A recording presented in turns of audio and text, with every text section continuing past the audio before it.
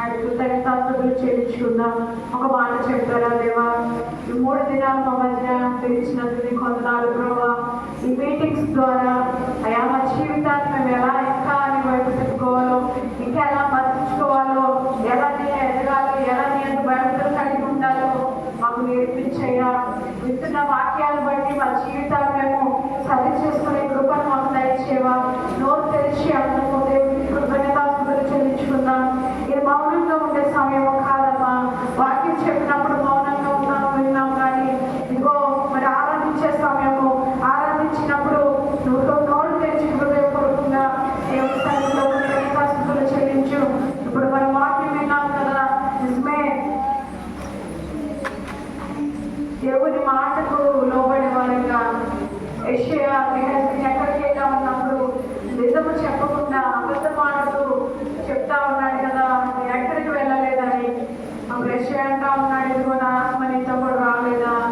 అవును, దేవుడు సేవకుల మాటకు వినేవారంగా, దేవుడు సేవకులు మాటకు మరి లోబడే వారంగా మనం ఉంటున్నామా? లోబడే స్థితి మనలో కనబడతా ఉందా? వాళ్ళు మోసం చేసేవారైనా ఉంటున్నామా? అబద్ధాలు ఆడే వారైనా ఉంటున్నామా?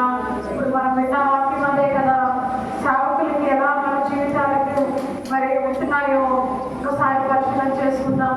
దేవాలయం క్షమించు ప్రభు అని చెప్తాం. సేవకులకి లోబడేదానిగా, ఈ సేవకులకు విధేయత చూపించేదానిగా అయ్యా నేను ఉండడానికి నాకు సహాయం చేయవా అని చెప్తాము. దేవుడికి లోబడితే, దేవుడి దగ్గరికి నువ్వు వస్తే, దేవుడి మాటని వింటే దేవుడిని ఆశీర్వదించే దేవుడు. అబ్రహాం ఎప్పుడైతే దేవుడి మాటలు లోబడ్డాడో, విధేయత చూపించాడో, మరి ఆశీర్వదించిన దేవుడు కదా, దీవించిన దేవుడు కదా. నిన్ను కూడా దీవించాలని, ఆశీర్వదించాలని దేవుడు ఆశపడుతున్నాడు. కానీ ఆయన మాటలను వింటున్నావా? ఆయన మాటలను లోబడుతున్నావా? ఆయన మాటలను విధేయత చూపిస్తున్నావా? ఒక్కసారి ఆలోచన చేద్దామా?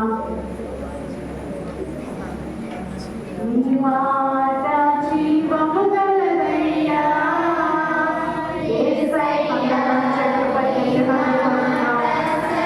నీ మాట జీవము గలదయ్యా, నీ మాట సత్యము గలదయ్యా, మారిపోయేదయ్యా యేసయ్యా, నీ మాట మరచిపోయిదయ్యా. ఏది మారినా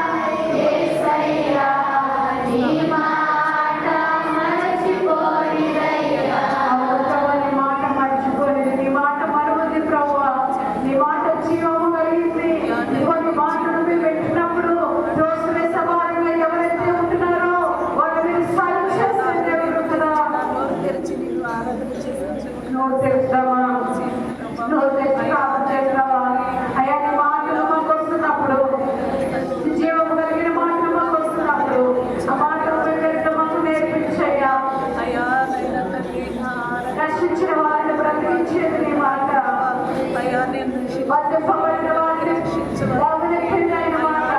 మాటలు చూపుల్లో ఏ విషయంలో త్రోవ తప్పిపోయావో, ఏ విషయంలో వాటికి దూరం అయిపోయావో, ఆయన వాక్యాల ద్వారా ఆయన మాటల ద్వారా నీకు సంధిస్తున్నప్పుడు, మాట్లాడుతున్నప్పుడు మరించుకోవడానికి సహాయం ఆ మాటకు లోబడే వారిగా మనం ఉంటున్నామా? ఆ మాటకు విధేయత కలిగిన వారిగా మనం ఉంటున్నామా? గెహాజీ ఎప్పుడైతే మరి దేవునికి సేవకునికి అబద్ధమాడాడో, మరి ఎంత మోసకరముగా ప్రవర్తించాడో దాన్ని బట్టి వెంటనే శిక్ష వచ్చింది కదా. దృష్టి తనకు వచ్చిందని తనతోనే కాదు, తన బిడ్డలకే కాదు, తన కుటుంబంలో దృష్టి వ్యాధితో బాధపడినట్టు మనం బైబిల్లో చూస్తా ఉన్నాం. ఆయన మాట మర్చిపోయింది, ఆయన మాట మారుస్తూ అప్పుడు ఇప్పుడు ఎప్పుడు కూడా ఆయన మాట స్థిరమైనదే. ఇప్పుడు కూడా ఇదిగో సావులకి దేవునికి అబద్ధం ఆడితే, సావుల్ని ప్రభు బట్టి ఇదిగో దేవునికి మోసము చేస్తే శాపం మీదకి వస్తుంది కదా.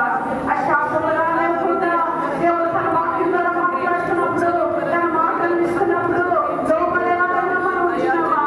దావీదు కూడా నా తను చెప్పినప్పుడు మరి లోపడినందుకు, లోపడి దేవుడు చూపించుకున్నందుకు రాజుగా ఉన్నతమైన స్థితిలో ఉన్నాడు కదా. నువ్వు లోపడుతున్నావా? విధేయత చూపించగలుగుతున్నావా? గ్రహించగలుగుతున్నావా? ఆయన మాటను త్రోసివేసేవారుగా ఉంటున్నావా? ఒక్కసారి పరిశీలన చేసుకుందాం.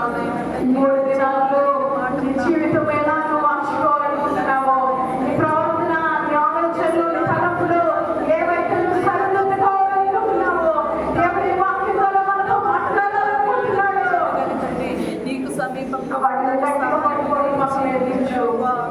సహాయం చేయడానికి